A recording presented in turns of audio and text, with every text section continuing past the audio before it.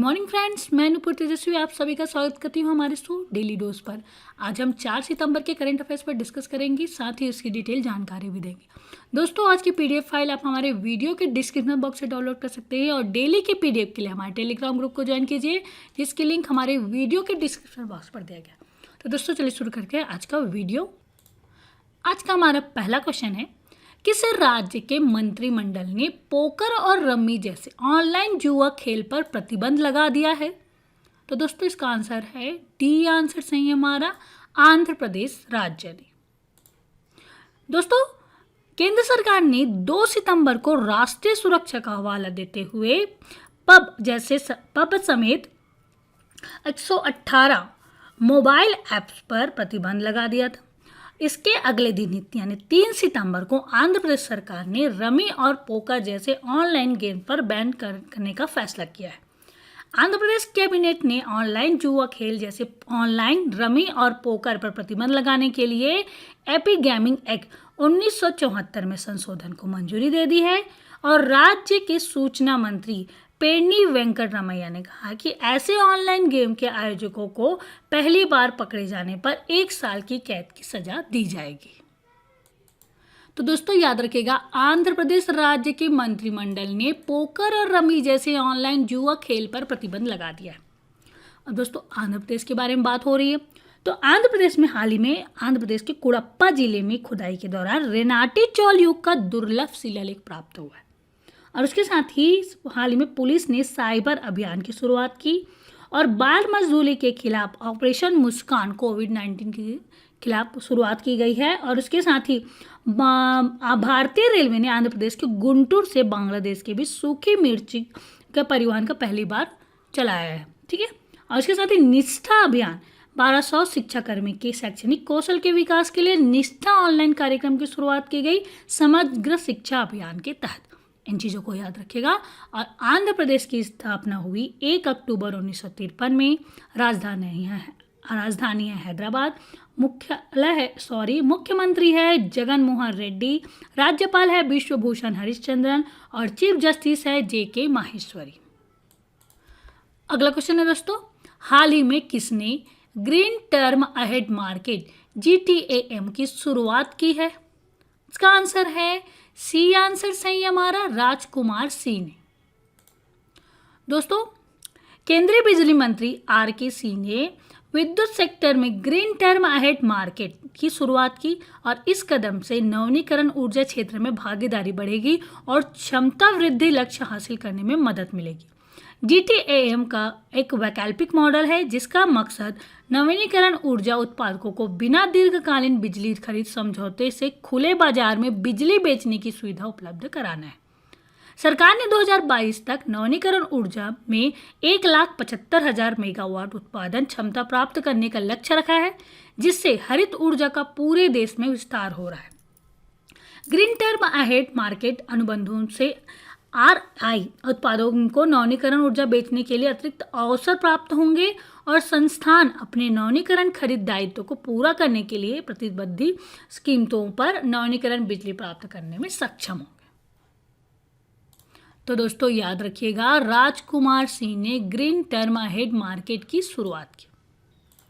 चलिए आगे बढ़ते हैं। अगला क्वेश्चन है हमारा, संयुक्त राष्ट्र सुरक्षा परिषद ने 5 देशों ने 2 भारतीयों को वैश्विक आतंकवादी के रूप में नामित करने के लिए किस राष्ट्र के प्रयास को विफल कर दिया है?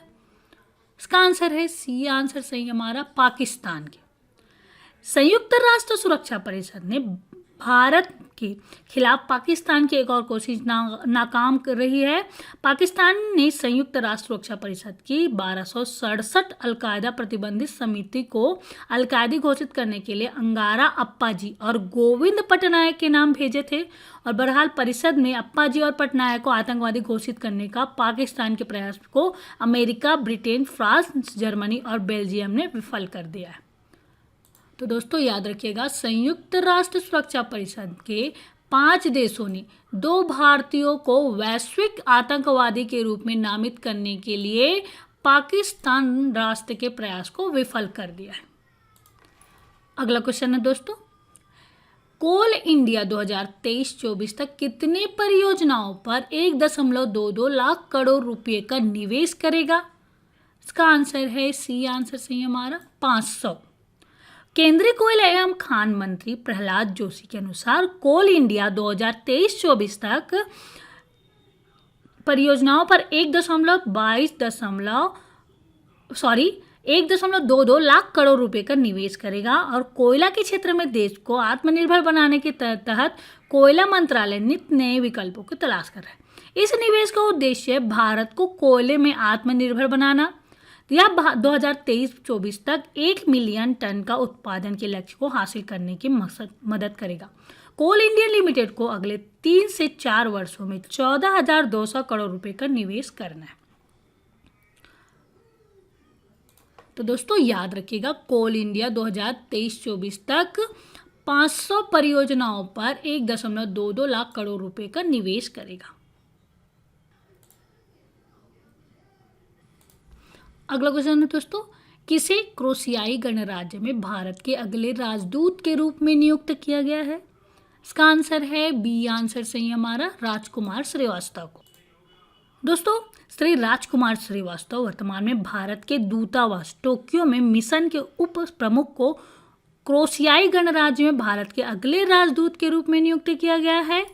और दोस्तों क्रोशियाई देश की राजधानी है जगरेब, राष्ट्रपति है जोरान मिलनोविक, मुद्रा है क्रोशियाई कुना। तो दोस्तों याद रखिएगा, क्रोशियाई गणराज्य में भारत के अगले राजदूत नियुक्त हुए हैं राजकुमार श्रीवास्तव। अगला क्वेश्चन है दोस्तों, किसे इटली गणराज्य में भारत के अगले राजदूत के रूप में नियुक्त किया गया है? इसका आंसर है सी, आंसर सही हमारा डॉक्टर नीना मल्होत्रा को। दोस्तों डॉक्टर नीला मल्होत्रा वर्तमान में मंत्रालय में अतिरिक्त सचिव हैं। इन्हें इटली गणराज्य में भारत के अगले राजदूत के रूप में नियुक्त किया गया है। और दोस्तों इटली के बारे में बात हो रही तो इटली के राष्ट्रपति हैं सर्जिया मटारेला, राजधानी है रोम और मुद्रा है यूरो। और दोस्तों इसके साथ ही वीरेंद्र कुमार पाल को हाल ही में केन्या में भारत के उच्चायुक्त के रूप में नियुक्त किया गया है। और राजकुमार श्रीवास्तव को क्रोशियाई गणराज्य में भारत के अगले राजदूत के रूप में नियुक्त किया गया और रामकरण वर्मा को कांगो में भारत के राजदूत के रूप में नियुक्त किया गया है। इन चीज़ों को भी याद रखिएगा। अगला क्वेश्चन है दोस्तों, कैबिनेट की नियुक्ति समिति द्वारा रेलवे बोर्ड के पहले सीईओ के रूप में किसे नियुक्त किया गया है? इसका आंसर है डी, आंसर सही हमारा वीके यादव को। दोस्तों रेलवे बोर्ड के चेयरमैन वीके यादव को बोर्ड का सीईओ भी बनाया गया है और मंत्रिमंडल की नियुक्ति मामलों की समिति ने इस नियुक्ति की मंजूरी दे दी। रेलवे के इतिहास में यह पहला मौका है जब सीईओ का पद नियुक्त किया गया है। यादव चेयरमैन व सीईओ दोनों पद को संभालेंगे।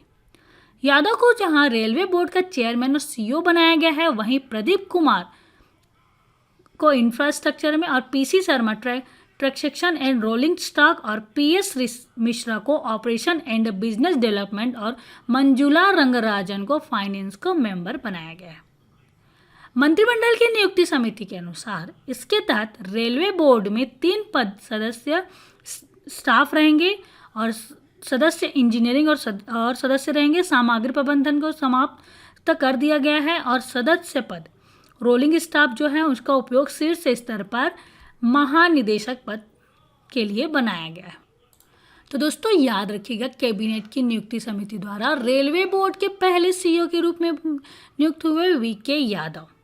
उसके साथ ही प्रदीप कुमार को इंफ्रास्ट्रक्चर के मेंबर बनाया गया है, पीसी शर्मा को टैक्सेशन एंड रोलिंग स्टॉक का मेंबर बनाया गया और मंजुला रंगराजन को फाइनेंस का मेंबर बनाया गया है। चलिए आगे बढ़ते हैं। अगला क्वेश्चन है हमारा, Bureau of Civil Aviation Security की पहली महिला महानिदेशक कौन बनी? इसका आंसर है बी, आंसर सही है हमारा उषा पाढ़े। दोस्तों ओडिशा कैडर की आईएएस अधिकारी उषा पाढ़े को Bureau of Civil Aviation Security का महानिदेशक नियुक्त किया गया। इस पद पर नियुक्ति पाने वाली वह पहली महिला व तीसरी आईएएस अधिकारी है। 1996 बैच की आईएएस अधिकारी उषा पाढ़े जुलाई 2015 से केंद्रीय प्रतिनिधि पर रही हैं। अभी तक वह नागरिक उड्डयन मंत्रालय में संयुक्त सचिव के तौर पर सेवा दे रही थी।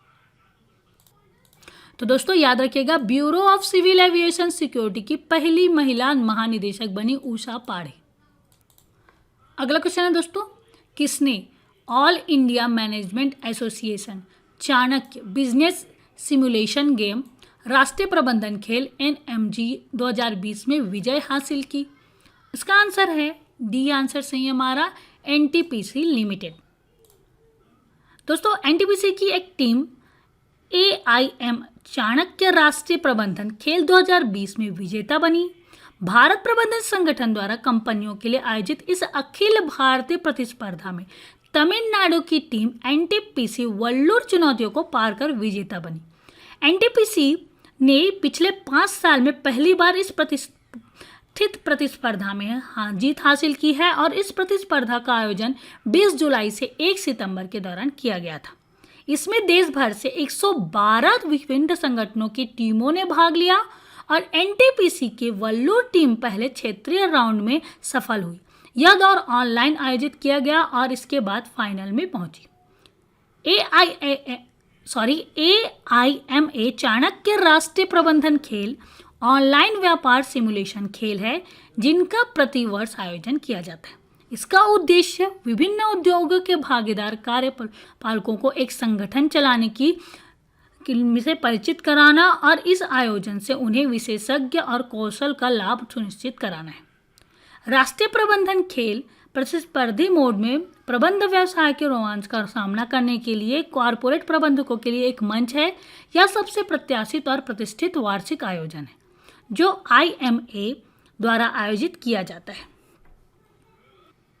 तो दोस्तों याद रखिएगा, NTPC लिमिटेड ने all India management association Chanakya राष्ट्रीय प्रबंधन खेल 2020 में विजय हासिल की।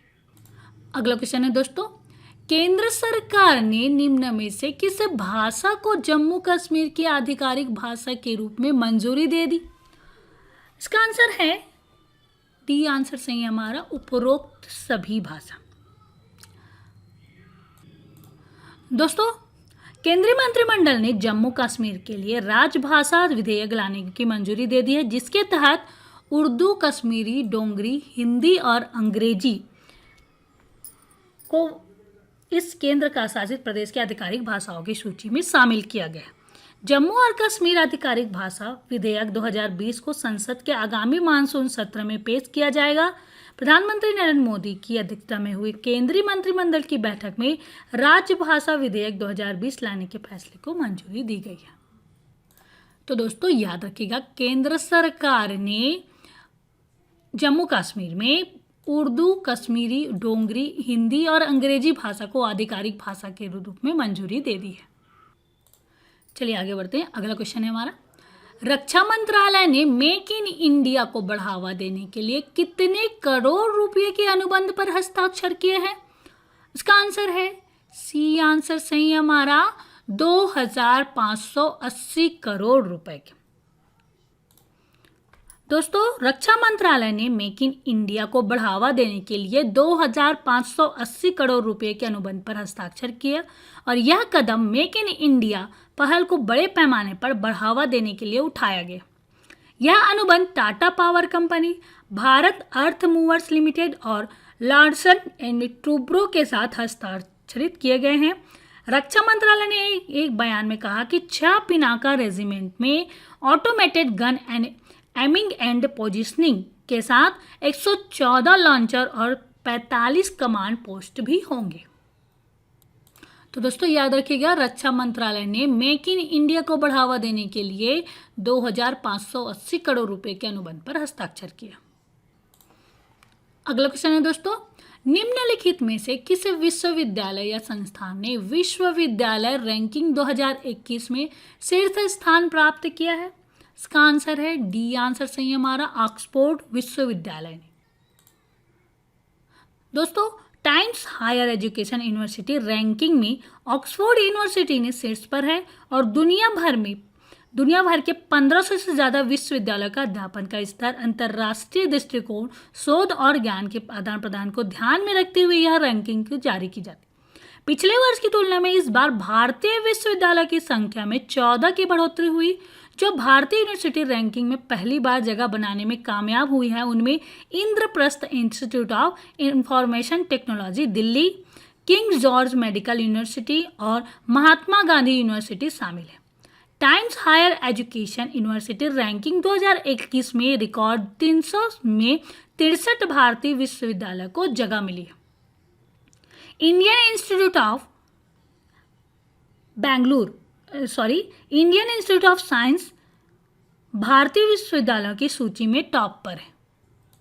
तो दोस्तों याद रखिएगा, ऑक्सफोर्ड विश्वविद्यालय ने विश्वविद्यालय रैंकिंग 2021 में शीर्ष स्थान प्राप्त किया है। अगला क्वेश्चन है दोस्तों, ग्लोबल इनोवेशन इंडेक्स में भारत 4 पायदान की छलांग लगाकर कितने स्थान पर पहुंच गया है? इसका आंसर है सी आंसर सही हमारा 48वां स्थान पर। दोस्तों ग्लोबल इनोवेशन इंडेक्स यानी वैश्विक नवाचार सूचकांक में भारत पहली बार शीर्ष 50 देशों में शामिल हुआ और भारत ने 4 पायदान की छलांग लगाई और 48वें स्थान पर पहुंच गया है। मध्य और दक्षिण एशियाई देशों में वह इस सूचकांक में शीर्ष पर बना हुआ है।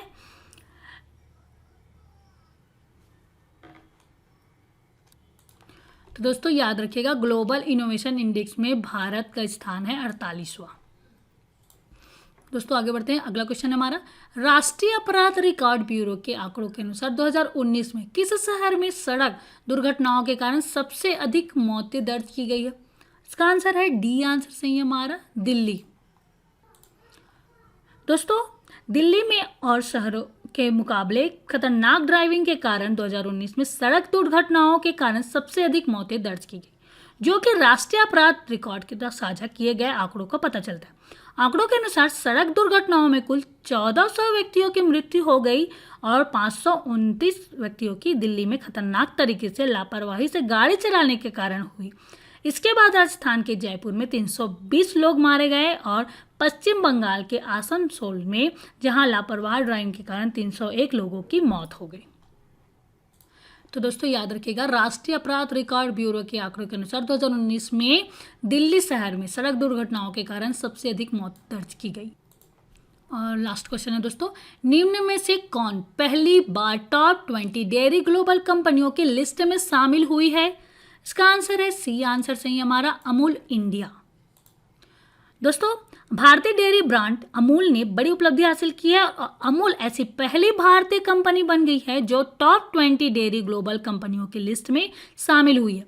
अमूल ऐसा करने वाली पहली भारतीय कंपनी है।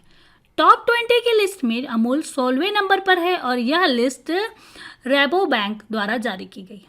Amul Gujarat cooperative milk marketing federation की डेयरी ब्रांड है और इसे डच फाइनेंशियल सर्विसेज कंपनी के ग्लोबल टॉप 20 डेयरी कंपनियों की लिस्ट में 16वां स्थान मिला। GCMMF का सालाना turnover, Amul Gujarat cooperative milk marketing federation का सालाना टर्नओवर 550 करोड़ डॉलर के बराबर है। और बता दें कि सबसे बड़ा दूध उत्पादक देश होने के बाद भी अब तक कोई भी भारत की डेयरी कंपनी की लिस्ट में शामिल नहीं हुई थी। इस लिस्ट में 2210 करोड़ डॉलर की टर्नओवर के साथ नेस्ले टॉप पर है, वहीं फ्रांस की कंपनी दूसरे नंबर पर है जिसका टर्नओवर 2100 करोड़ डॉलर है। अमेरिका की dairy farms of America list में तीसरे नंबर पर है। तो दोस्तों याद रखिएगा, अमूल इंडिया पहली बार टॉप 20 डेयरी ग्लोबल कंपनियों की लिस्ट में शामिल हुई और वह 16वें स्थान पर। तो दोस्तों ये तो था 4 सितंबर के करंट अफेयर्स जिसके बारे में हमने डिस्कस किया। चलिए आगे बढ़ते हैं और 3 सितंबर के करंट अफेयर्स का रिवीजन कर लेते हैं। तो इसमें पहला क्वेश्चन है, हाल ही में किस राज्य के कुड़प्पा जिले में खुदाई के दौरान रेनाटी चोल युग का एक दुर्लभ शिलालेख प्राप्त हुई? आंसर है आंध्र प्रदेश राज्य। अगला क्वेश्चन है, बच्चों के लिए पहला अखबार द यंग माइंड किस राज्य में शुरू किया गया? इसका आंसर है असम राज्य में। अगला क्वेश्चन है, किसने गूगल असिस्टेंट पर अपनी कस्टमर सर्विस इनिशिएटिव के तहत AI based voice chatbot LIGO launch किया है? इसका आंसर है ICICI प्रूडेंशियल लाइफ इंश्योरेंस। अगला क्वेश्चन है, किसने स्पाइस ऑक्सी नामक एक पोर्टेबल वेंटिलेटर डिजाइन किया है? इसका आंसर है स्पाइस जेट टेक्निक। अगला क्वेश्चन है, हाल ही में 7 साल में ग्रैंड स्लैम एकल मुख्य ड्रॉ मैच जीतने वाले पहले भारतीय कौन बन गए हैं? इसका आंसर है सुमित नागल। अगला क्वेश्चन है, प्रेस ट्रस्ट ऑफ इंडिया के अध्यक्ष के रूप में किसे चुना गया है? आंसर है अविक सरकार को। अगला क्वेश्चन है, हाल ही में नए चुनाव आयुक्त के रूप में अपना कार्यभार किसने संभाला? राजीव कुमार ने। अगला क्वेश्चन है, ऑस्ट्रेलिया ने भारत के साथ व्यापारिक रिश्ते को मजबूत बनाने हेतु पूर्व क्रिकेटर मैथ्यू हेडन और भारतीय मूल के किस राजनीतिज्ञ को अपना व्यापार दूत नियुक्त किया? इसका आंसर है लीसा सिंह। अगला क्वेश्चन है, भारत का लक्ष्य किस वर्ष तक 100 मिलियन टन कोयले का गैसीकरण करना है? इसका आंसर है 2030 तक। अगला क्वेश्चन है, केंद्र सरकार ने ग्रुप सी की नौकरियों में कितने नए खेलों को शामिल करने का कर उनको स्पोर्ट्स कोटा के तहत नौकरी देने की घोषणा की है? इसका आंसर है 20 नए खेल। अगला क्वेश्चन है, रक्षा मंत्री राजनाथ सिंह ने संघाई कॉरपोरेशन ऑर्गेनाइजेशन के सदस्य देशों की बैठक में हिस्सा लेने के लिए किस देश के लिए रवाना हुए? इसका आंसर है रूस। अगला क्वेश्चन है, केंद्रीय मंत्रिमंडल ने भूविज्ञान और खनिज संसाधनों के क्षेत्र में सहयोग के लिए भारत और किस देश के बीच समझौते ज्ञापन को मंजूरी दी है? इसका आंसर है फिनलैंड। अगला क्वेश्चन है, केंद्रीय मंत्रिमंडल ने उच्च गुणवत्तापूर्ण वस्तुओं के क्षेत्र में सहयोग के लिए भारत और किस देश के बीच सहमति पत्र को मंजूरी दी है? वह देश है जापान। अगला क्वेश्चन है, कैबिनेट ने सिविल सेवा क्षमता निर्माण के लिए किस मिशन को मंजूरी दी है? इसका आंसर है मिशन कर्मयोगी। और इसका लास्ट क्वेश्चन है, the big thought of little love नामक पुस्तक किसके द्वारा लिखी गई है? इसका आंसर है करण जौहर के द्वारा लिखी गई। तो दोस्तों ये तो था 3 सितंबर के करंट अफेयर्स का रिवीजन।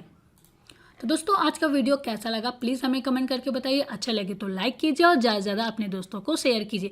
अभी तक आपने हमारे चैनल को सब्सक्राइब नहीं किया है तो प्लीज़ सब्सक्राइब कीजिए और डेली के नोटिफिकेशन के लिए बेल आइकॉन को प्रेस कीजिए। तो दोस्तों कल फिर मिलते हैं एक नए वीडियो के साथ, तब तक के लिए good day, bye, thank you.